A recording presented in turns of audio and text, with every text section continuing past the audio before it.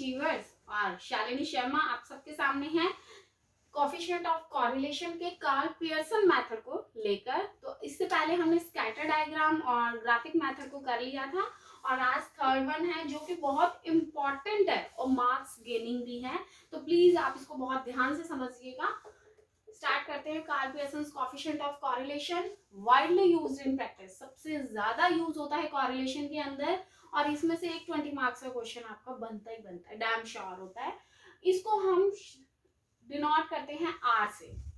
Are जैसे mean को हम एक्स बार से डिनोट करते थे, वैसे ही सेम कोफिशिएंट ऑफ कॉरिलेशन को हम आर से डिनोट करते हैं और इसका फॉर्मूला बन जाएगा coefficient of correlation is equal to summation of x y upon में n standard deviation of x into standard deviation of y। बच्चे we are small x, मैंने ये ध्यान रखना कि आपको कैपिटल x नहीं बोला है, this is small x and small x is equal to x minus x bar. इसको हम क्या बोलते हैं, deviations, deviation taken from actual mean. ठीक है, तो डेविएशन है जो कि हमने एक्चुअल मीन से लिया है।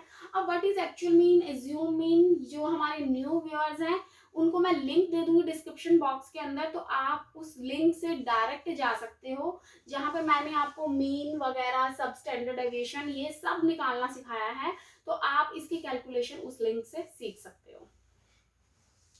और y क्या है, y minus y bar, it is also deviations from y series. Next one है n। n क्या होता है, number of pairs of items और standard deviation of x, this is standard deviation of y। तो इसकी calculation आप पहले सीखिए, उसके बाद ही आपसे ये क्वेश्चन सॉल्व होगा। ऑलरेडी समझा चुकी हूँ कि ये डेविएशन जो है वो एक्चुअल मीन से लिया जाता है। एक्चुअल मीन निकालने का फॉर्मूला क्या होता है, समेशन ऑफ x अपॉन में n। और इधर जब पॉइंट्स में आंसर नहीं आता, जब पूरा करेक्ट वैल्यू में आता है तो उसको हम बोल देते हैं एक्चुअल मीन। अदरवाइज हम सीरीज में से खुद ही सिलेक्ट करके और जब मीन एज्यूम करते हैं तो उसको हम बोल देते हैं एज्यूम मीन। बट बच्चे ये वाला जो फॉर्मूला है वो एक्चुअल मीन से ही यूज होगा। नेक्स्ट वन है कि जो कोफिशिएंट ऑफ कॉरिलेशन होता है उसकी value always lie between minus and plus one, हमेशा प्लस माइनस वन के बीच में ही लाई करेगी। अगर इसे क्रॉस कर देती है तो आपकी कैलकुलेशन में कहीं ना कहीं रॉन्ग है, एक्यूरेट नहीं है। देखिए बच्चे, ये 0 हो गया, इधर प्लस 1 सीरीज हो गई है, इधर माइनस 1 सीरीज हो गई, तो आंसर हमेशा माइनस 1 से प्लस 1 में आएगा। जैसे कि एग्जाम्पल में 0.82 हो गया, ठीक है, या माइनस का 0.82 हो गया, तो इस तरह से। क्लियर है अब आपको। नेक्स्ट वन है, अगर आपकी आर की वैल्यू प्लस 1 है तो उसको हम बोल देते हैं पॉजिटिव कॉरिलेशन, ऑलरेडी डिस्कस कर चुके हैं। अगर माइनस 1 है तो नेगेटिव कॉरिलेशन, और अगर इस कैलकुलेशन से आपके आर की वैल्यू 0 आती है तो आपके वेरिएबल्स में नो कॉरिलेशन, कोई भी कॉरिलेशन नहीं है। जैसे कि मैं कहती हूँ कि आपकी हाइट और आपकी इनकम में कोई भी कॉरिलेशन नहीं है, तो इट मींस इसके अंदर आर की वैल्यू 0 होगी। अगर मैं एक सीरीज ले लेती हूँ हाइट और एक सीरीज ले लेती हूँ इनकम, तो इनकम और हाइट का तो कोई रिलेशन ही नहीं है, तो वो क्या बनेगी, उधर आर की वैल्यू 0 बन जाएगी। तो आप बोलोगे कि इनकम और हाइट के अंदर कोई रिलेशन नहीं है, इसलिए R is equal to 0, there is no relationship between the height and income. Clear है।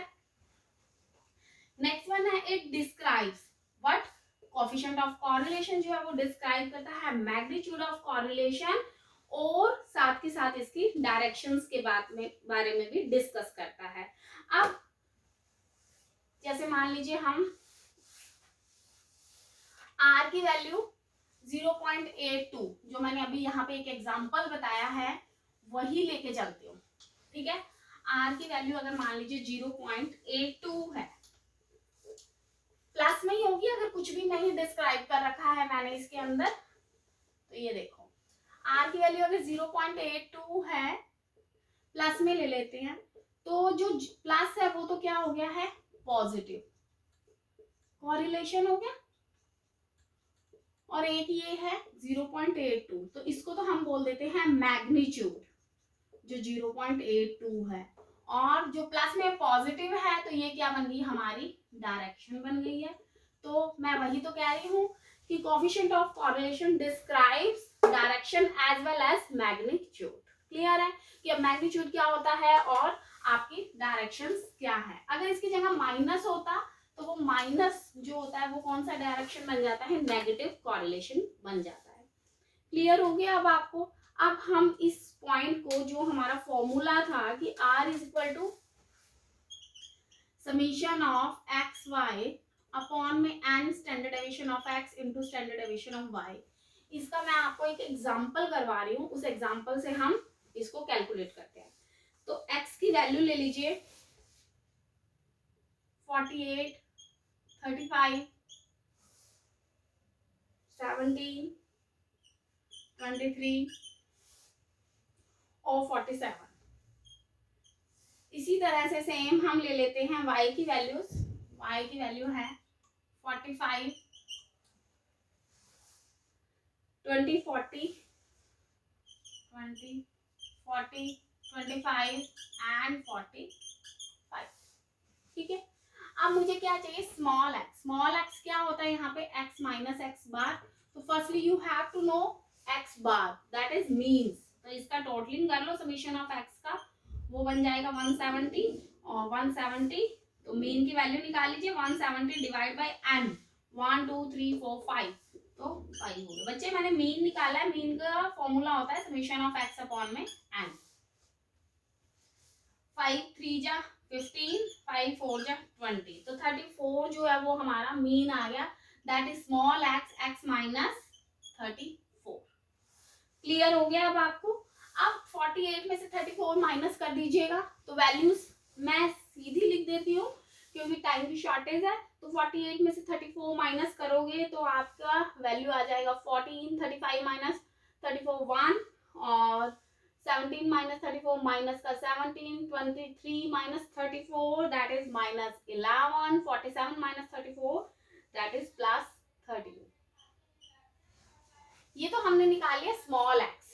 ठीक है, अब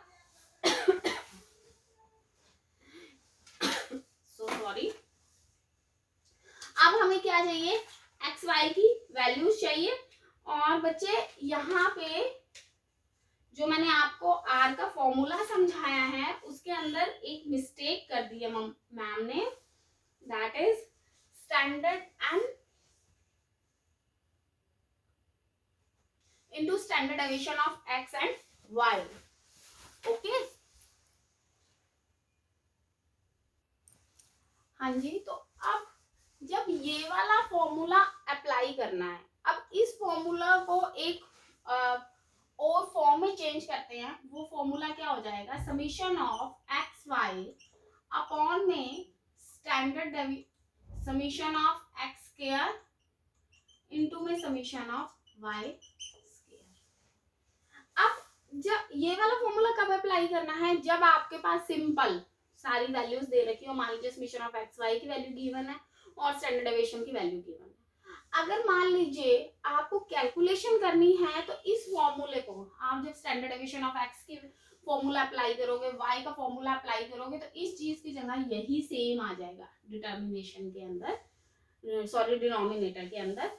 तो इसीलिए इन्होंने क्या किया, अब स्टैंडर्ड डेविएशन निकालना अलग से, स्टैंडर्ड डेविएशन वाई निकालना है, तो इन्होंने क्या किया, इस चीज को एक्सपैंड करके ये वाला पॉइंट कर दिया। तो इसका क्या होगा कि x का स्क्वायर, और x का स्क्वायर स्मॉल x है, तो इधर स्मॉल x का हम स्क्वायर भी कर सकते हैं। क्लियर है, इसलिए हमने इस चीज को किया है। क्लियर हो गया अब ये पॉइंट आपको। तो 14 14 या 256 होता है ना, सॉरी 196 होगा, 1 1 जा 1, 17 को 17 से करेंगे तो हमारे पास आ जाएगा 289, 11 को 11 से करेंगे 121 एंड 13 को 13 से करेंगे तो 169। इसी तरह से सेम अब हम y को, इसीलिए अब बच्चे आपको समझ आ गया कि अब मैं ये वाला फॉर्मूला अप्लाई कर रही हूँ। इसी चीज को एक्सपैंड करके हमने ये फॉर्मूला किया ताकि प्रैक्टिकल क्वेश्चन को हम जब करेंगे तो वो हमारे लिए इजीली कैलकुलेट हो जाएगा। ये है एक्चुअल मीन के अंदर ही। ठीक है, तो y का टोटलिंग कर रहे हैं हम, y का टोटलिंग हो जाएगा 175। सेम ऐसे ही y बार निकाल लीजिए, 175 अपॉन में 5, 5 3 जा 15, 5 5 जा 25। अब स्मॉल y आ जाएगा, स्मॉल y क्या है, y माइनस वाई बार 45 माइनस 35 10, 20 माइनस 35 माइनस का 15, 40 माइनस 35 5, 25 माइनस 35 माइनस का 10 एंड 45 माइनस 10। ठीक है, तो ये तो वैल्यूज क्या हो जाएगी, जीरो हो जाएगी। वाई स्क्वायर निकालते हैं, 10 10 जा 100, 15 15 जा 225, 5 5 जा 25, 10 10 जा 100, 10 10 जा 100। ठीक है, तो इस तरह से हमने इस वैल्यूज को भी सॉल्व कर लिया। अब इसका टोटलिंग आ जाएगा हमारे पास 550। अब आपको डिफरेंस समझ आया कि अब हमें अलग से स्टैंडर्ड डेविएशन वगैरह कैलकुलेट करने की नीड नहीं है, क्योंकि हमें स्मॉल एक्स था, बस इसका सीधा स्क्वायर कर दिया, तो इसलिए हमारे पास अब सारी वैल्यूज आ गई है। इधर एक्स स्क्वायर की वैल्यूज बन जाएगी 776। अब हमें क्या चाहिए, यहाँ पे एक एक्स वाई और चाहिए, एक्स वाई। तो न्यूमिनेटर के अंदर हम एक्स वाई निकाल लेते हैं। स्मॉल एक्स है जी 14 और वाई की वैल्यू क्या है 10, तो 140। 1 को जब माइनस 15 से करोगे तो माइनस का 15, माइनस 17 को 5 से करोगे तो आपका कितना आ जाएगा 85। 11 को 10 से करेंगे 110 और 13 को जब 10 से करेंगे तो 130। माइनस माइनस यहाँ पे आके प्लस हो जाएगा। ठीक है, इसका एडिशन कर लीजिए आप, इसका एडिशन करोगे तो वैल्यूज आ जाएगी 280। अब तो बस फॉर्मूले में पुट करना है summation of x y. Summation of x y की वैल्यू है 280 अपॉन में standard deviation of x square क्या है 776 इनटू में standard deviation of y square, उसकी वैल्यू है 550। 280 इसको आप मल्टीप्लाई कर लीजिएगा, मल्टीप्लाई करोगे तो आपके पास वैल्यूज आ जाएगी 653.99, यस 0.299। और इसको जब कैलकुलेट करोगे, क्योंकि हमें कैलकुलेटर का यूज होता है, वैलिड होता है, इसलिए हम इसको इस तरह से कैलकुलेट कर सकते हैं। तो ये हमारे पास आ गया है एक्चुअल मीन का कॉरिलेशन। क्लियर हो गया? आई होप आपको एक्चुअल मीन का कॉरिलेशन प्रॉपर वे से समझ आ गया होगा। ओके, तो अब मैं मिलती हूँ आपसे नेक्स्ट क्लास के अंदर। इतने में आप कीजिए प्रैक्टिस एज्यूम मीन की, Karl Pearson coefficient of correlation की, और उसके नेक्स्ट वीडियो के अंदर मैं आपके लिए लेके आ रही हूँ properties of the Karl Pearson coefficient of correlation. तो thank you so much, please like, subscribe and share my channel. Thank you so much, have a nice day, God bless you.